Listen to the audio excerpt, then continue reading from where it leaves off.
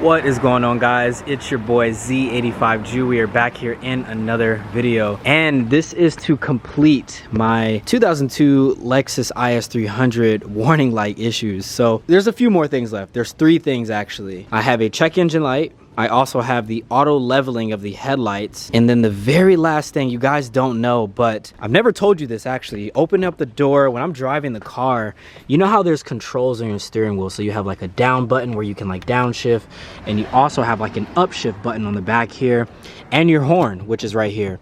None of that is working. And what I found out is when I took the steering wheel off the other day off camera, there's supposed to be a clock spring that you plug into. You know, there's some connectors that plug into that, and pretty much when you use any of those steering wheel controls, they would actually turn on. So for me on this car, that actually is not there. I do not have a clock spring on this car. So what I did, I ordered a few things. I am still waiting on my clock spring, but I do have the other things. So let me show you what I have really quick for this car. Okay, I technically only have 2 parts right here. This is pretty much the same thing, but basically what these are going to be, these are actually going to be the auto headlight level sensor. So this is for the IS300, to where when you turn the car on, the headlights actually kind of like figure out where they need to be and stuff like that. So my light is on in the dash, so I'm thinking that the sensors that are on the car, because there's 2, I'm thinking that they're bad. So that's the first thing that we're going to be doing first. The second thing is going to be the check engine light, and the code is, I'll throw it up on the screen.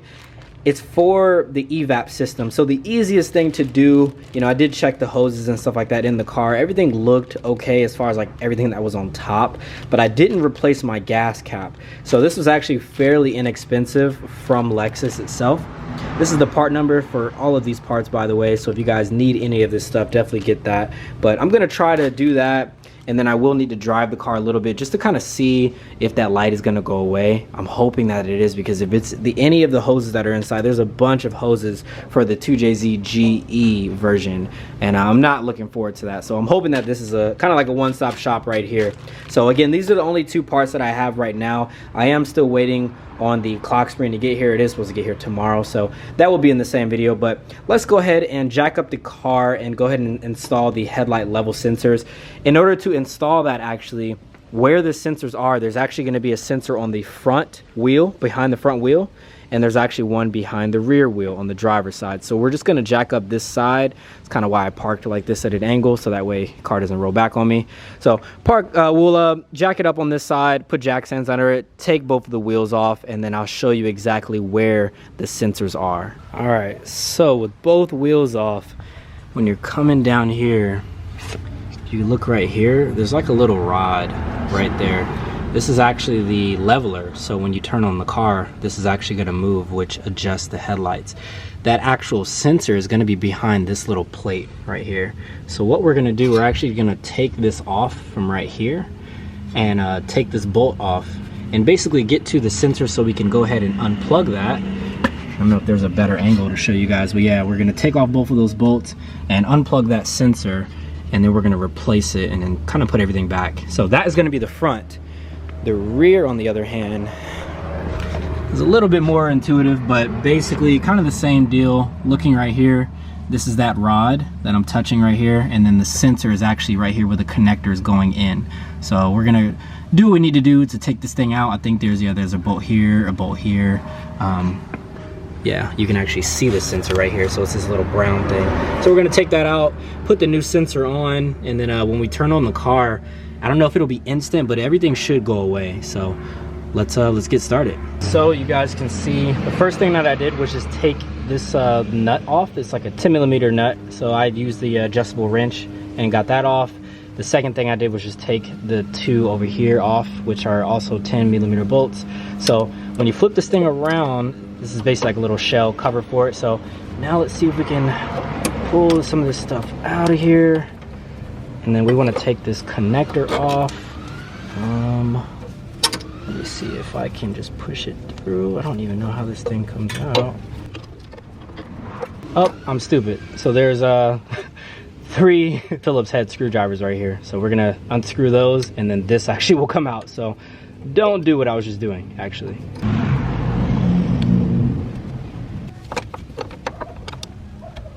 All right, now with all of those out, you can see this thing kind of like just drops out. And we have the old one. So this is what the auto leveling headlight mechanism looks like, and by the looks of it, this thing looks like it's a million years old. So let's go ahead and replace this. Just push down on the connector and it should pop out just like that. Bunch of dirt and stuff in there. Got that out. Let's go ahead and throw the new one in. Really quick, just for comparison, this is what the two look like. On my left is going to be the new one. On the right is the old one. Looks the exact same, just a bit cleaner. Perfect. Plugged in there nice and tight. And then we're just gonna basically install it the same way we got it out. So we got that in there nice and snug. I'll show you the back, see what it looks like. It's kind of hard to flip this thing around now, but we got that in there. So now kind of comes the easy part. Maybe I shouldn't have said that, but we're actually gonna just install it right back onto this little bracket just like this. So it came out with 2 screws or 2 nuts or whatever you want to call them. Yeah, screws, nuts. So we're gonna install it back and we're pretty much done with the front. Perfect. Let's see if I can bring you guys a little bit closer. So now the last step is to put this little auto leveling little sensor, let's see, arm back on there like that. There was a washer that went on, so we're gonna put that on next. See if I can do it like that with the glove. Okay, got the washer on, and now just the nut. Once we put the nut on, that's pretty much it. We just tighten it down and we're good to go.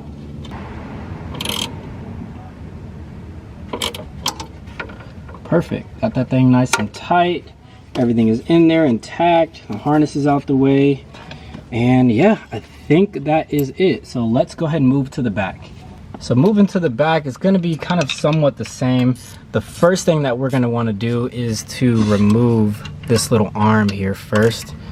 So let's make sure we have this on the right way. So we're gonna remove this arm, and keep in mind of the orientation of this actual arm here. So it looks like it's kind of like in a L position, and you wanna make sure you install that back the same way, because otherwise, if you don't, it won't work. It won't work. It has to actually be in that orientation. So it's very, very important. All right, so now that we have this arm off, I'm gonna swing that down, took the nut and washer off. The next thing that we're gonna do, I'm gonna move you guys over here to the side. You guys can see those 2 bolts right through there, right? Right through there. So I'm gonna go ahead and take those off next. That way we can get to our leveling sensor. All right, with that out of the way, the bracket is off, and therefore you can kind of turn this thing around and basically take off those 3 screws again, and you're basically just going to repeat the same process that we did for the front. So I'm going to go ahead and do that now. I won't bore you guys with that. I'll show you the finished product, and then I'll show you to see hopefully if this light goes away. Same thing, got the old sensor on the right, the new sensor on the left. Just want to show you guys real quick. So again, this thing is looking very, very crusty compared to the new one. So let's go ahead and pop it in and I'll be done.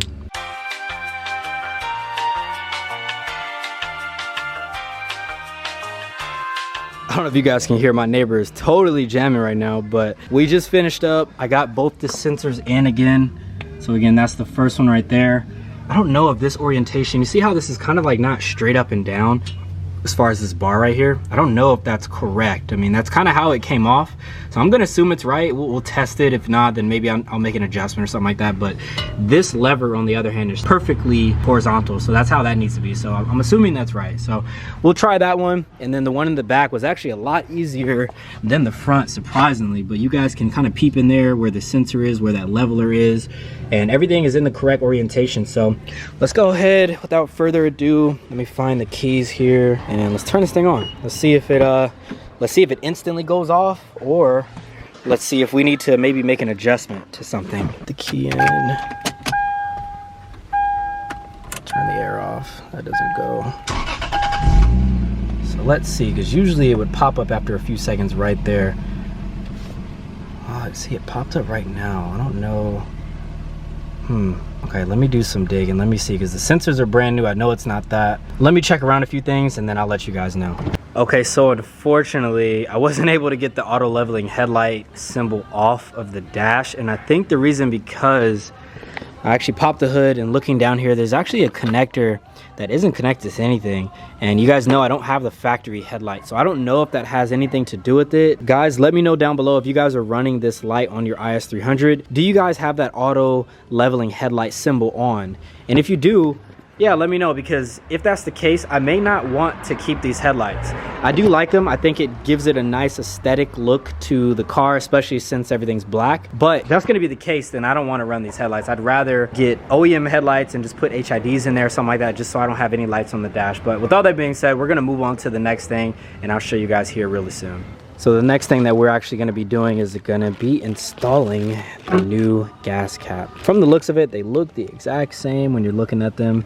You guys can see that, but I don't know, you never know those little differences. So without further ado, it should be fairly easy. The only not hard thing I got to do, I just got to pop this out of this little clip here, but this just unscrews out. So I don't think you guys really need a tutorial on that, so I'm just gonna get at it. And just like that, we got the old one out, which is in my hand, have the new one in. This thing actually pops out a lot easier than I thought, so that's good. But new one felt like it got snug a little bit better, so I don't know, we'll see. I have to drive it a little bit, see if that check engine light goes off on that. But that pretty much wraps up right now. I do have to wait until I get the last part in for this car, and then we can get going on the whole steering wheel control, and I'll show you that. It is the next day, guys, and we got the last piece to our puzzle here. So what this is actually our clock spring for the IS300. So if you guys don't know, you have a little, actually sits in the car like this. Basically, when you turn the steering wheel, this is actually gonna turn as well. I guess they have this little piece in here because you don't wanna move it right now. You wanna install it just like this while the steering wheel is straight.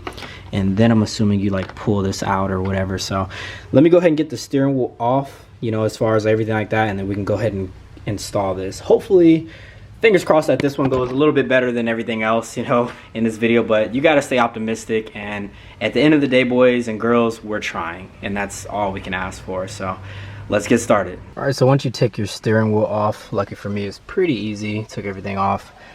You actually have the clock spring right here. Looking at the back of it, you have two connectors down here at the bottom, and that's actually what these are going to be. So you have a black one and you have a yellow one. So I'm just going to go ahead and plug those in and then seat this thing on there. It goes like this. It even tells you that the top is right there. So you plug it in. Once you do that, I believe you can go ahead and probably pull this piece out right here and then throw your steering wheel back on with your screw. And then you do have a plug here and as well as here, which are going to be on the steering wheel. So I'll show you once I get to that part. All right, I know this might kind of look like a mess, but this is what it looks like, right? So the clock spring is behind there now. You can see the connector. Hopefully you can see it. You can see the connector right there. And then here's where this actually plugs into. So that'll plug in right there. This one is actually going to plug into the airbag right here. So this is the, you know, where the horn is and everything like that. So that is going to go there, and you should be good to go. I'm gonna plug everything up. My battery is on, so I gotta be careful. You know, hopefully this thing doesn't explode in my face or whatever. But yeah, after that, you should be good to go. You can go ahead and put like your under panels and everything like that back on. I'll test everything, make sure my cruise control is working and the horn works and everything like that, and we should be set, man. So I just turned on the car, plugged everything in. I still need to connect my lower panel down there, but you guys can see the airbag light would be at the bottom left, and it is gone.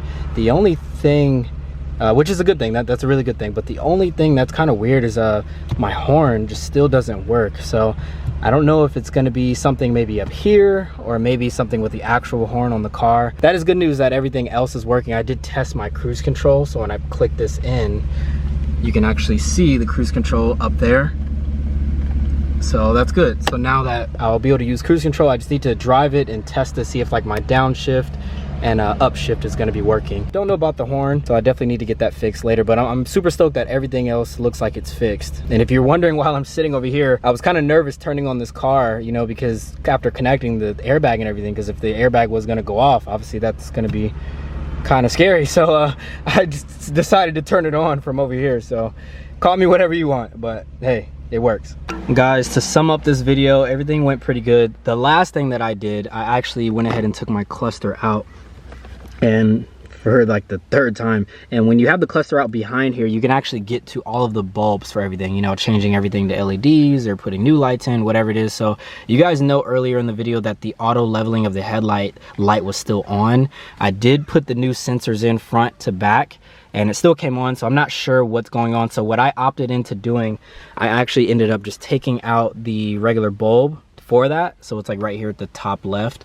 I took that out, and yeah, I just turned the car on and saw that it's not there. So it's kind of like a temporary fix for me. I don't really care in order to like see that or to know that this is out, because I don't care if it's not working. My headlights work, they're straight, they're where they need to be. So I don't really know again why it's showing again, but yeah, that's what I opted in doing. So those are just the steps though, as far as like to replace the leveling sensors. So nonetheless, I did do that. They're brand new. So I just wanted to kind of end that on this video. But if you guys did enjoy, please leave a like, comment, don't forget to subscribe to your boy. We have a lot of new content coming, and I will see you guys in the next one. I'm out.